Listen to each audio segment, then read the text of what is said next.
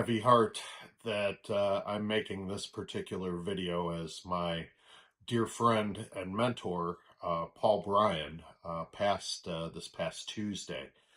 I wanted to share this video with you. It goes all the way back to 1988 when I was a third-year college student in my television production class. Yes, I did go to J school, which is why I was an automotive journalist for so long, at a little tiny Midwestern college called Illinois Benedictine College, or IBC, or I've Been Conned, or Itty Bitty College. We called it a lot of different things. It's now known today as Benedictine University. They still have their campus in Lisle, Illinois, in the western suburbs of Chicago, and they have a satellite campus down here in Phoenix. Obviously, I've been kind of going through a few emotions and a lot of memories, and this was fantastic. This was a young college student and sports marketing intern who wanted to get involved in big time motorsports, and it was a lot of fun. And I was blessed to know Paul for pretty much my whole life. So, without any further ado, here's the interview. And I will tell you this much: if you've heard my podcasts and stuff like that, I did get better, I promise. Motorsports, an arena of speed and grace. It is a sport where quick thinking and nerves of steel are a necessity, not only behind the wheel, but behind the desk as well. For Paul Bryan, motorsport is a passion that not only provides a day-to-day challenge, but is his livelihood as well. Paul is known for his past WGN radio show, Motorsports Today, and is now working for the Alfa Romeo IndyCar team. He is a perfect example of the blend between communications and sport, and is the subject of this edition of In the Spotlight. This is In the Spotlight with Tom Stoller. Hello and welcome to In the Spotlight. I'm your host, Tom Stoller, and with us today is Paul Bryan. I had to double check. Paul is... You don't have to look far, though, do you? No. Paul is known to many Chicago motorsports fans for his WGN radio show, Motorsports Today. Although the show is no longer on, he continues his jobs in the motorsports arena and in the communications field. Welcome today, Paul. Thank you. Yeah. I wanted to ask you first, you're not doing your show anymore. What are you doing? In November of last year, I was asked by Alfa Romeo, an Italian automobile manufacturer, to take over the design of their media relations plan and corporate communications plan for the new Indianapolis 500 IndyCar team that they were putting together. Mm-hmm. So I was asked to do that, and there wasn't enough time to put together a major program like that for Alfa Romeo and continue with the radio show. And so I said, well, heck, I've done radio shows before, but I've never been able to put together an IndyCar team, and so that's what I'm doing now. Oh, that's terrific. And you were telling me before that the Alfa Romeo team will be starting out this May at Indianapolis. At Indianapolis, even though there are two races prior to the Indy 500 at Phoenix coming up this weekend and Long Beach the following week, we'll bring the car out of the box at the 500. You have worked in many different areas in the communications and broadcasting field. Can you talk about some of those? Well, some I can. Others are classified. If I told you, I'd have to kill you, of course. But started in college, as you're doing right now, at Drake University in Des Moines, Iowa, and worked there. Had an internship with the NBC affiliate in Des Moines. Then there was a war going on, which you don't have the benefit of keeping you in school for a war. So when I got out, I was drafted and went to work for American Forces Radio and Television, and worked in that position in the Panama Canal Zone up until there was an earthquake in Managua, Nicaragua, where then they found out I was the only jump-qualified broadcaster in all of South America. So I was dropped into a burning city with a radio, with an earthquake going on, and so they said, "You're a reporter." So off we went. And when that happened, I was attached to a special forces unit that went there. They grabbed onto me, and then I wound up spending the better part of 9 months or 10 months at that point with Special Forces, and with their psychological operations outfit, which I always call my first foray into real advertising. So from there to Fort Sheridan, working with the Army Recruiting Command. Then I'll give you the chronology. WYEN Displays, which stands for Where You Earn Nothing, so I'm up there. Then to WCLR, down to Dallas to another company that WCLR owned, 2 stations down there, and then to WGN for 5.5 years, and now Alfa Romeo. Can you discuss some of your career highlights? Yeah,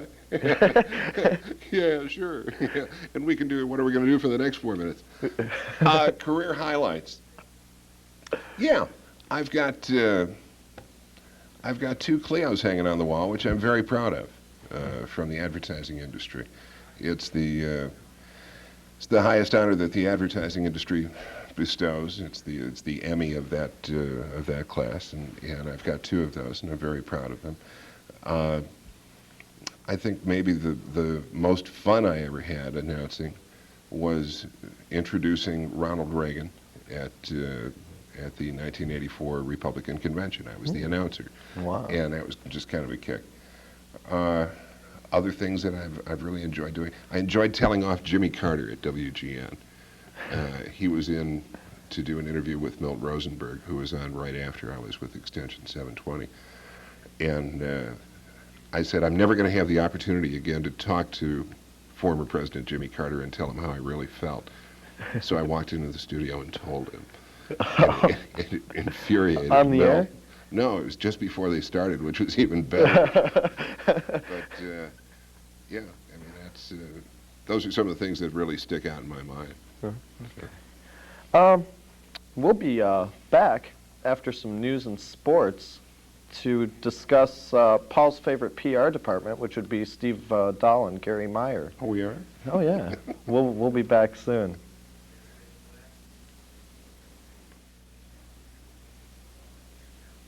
Welcome back to In the Spotlight. I'm Tom Stoller, and with us is Paul Bryan. Paul, a lot of the notoriety in the Chicago area, I think probably with the younger generation more likely, has to be your appearances and the fun that has been poked at you in the past on the Steve and Gary show on the Sure. Loop. Paul, Steve, and Paul Gary. That's right, Paul, Steve, and Paul Gary. How did that all get started? I don't know how it started, but I wish I could mark the day on the calendar so I could send them a dozen roses on the anniversary of it every year. It's a funny bit. What is used, for those of you who don't know, is a machine that's called a harmonizer. And you can take a voice and you can raise it an octave or you can drop it an octave. And I guess for some reason they hooked on, the thing that they hooked on to was my voice quality. And so they said, okay, we're going to take this machine and go way down with it. And it turned into a funny bit. And everybody says, don't you get hot when you hear that? Aren't you insulted? Aren't you that? No, not at all. That's something that I've never had any kind of problem with at all. Yeah. Steve is a neighbor of mine. We live about 2 blocks away from each other. It's like Hell's Republicans. We meet each other on little scooters, as we're going down to the 7-Eleven or whatever. So there never was any. They never meant any offense by it either. They're doing shtick. I mean, that's. I don't know the things that they do with me. Chet Kopic. Yeah, with Chet, with Eddie. And they'll pick up on things that people will do, and it's a voice caricature is what they're doing. Eddie is very easy to do when you talk like this, and you talk about Eddie Schwartz, and he sounds like that. Or Chet Kopic with, how you doing, my man? Just the most ingenuous person ever to walk the earth. I agree with that. And the long-standing thing with Wally, for sure. And and those, it's a voice caricature, and they picked up on the things that I do. I like to cook. I like racing. All those things. They still do the smoking thing, and I don't smoke. Did you quit? Yeah. Oh. Yeah. So. You heard it here first. No, actually, you heard it on the Chicago Auto Show first. Huh.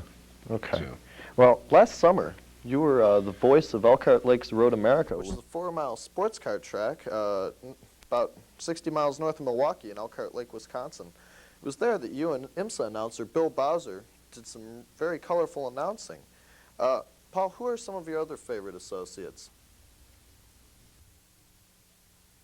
favorite coworker in the racing or in broadcasting context? In broadcasting and racing? Or, Be a name dropper. I really like working with Bob Collins a lot. Bob is a real fun guy who, off the air, is even more irreverent than what he is on the air. I enjoy him an awful lot. Roger Penske, who is a very stern, stone-faced, your audience may be too young to know what an Ed Sullivan-esque type persona is, very almost dour. And that's his public persona. He's a lot more laid back in private, and he's very good. He's the only friend I have that's in the top 100 of the Fortune 500, and I enjoy working with almost everyone that I work with. You know, I don't.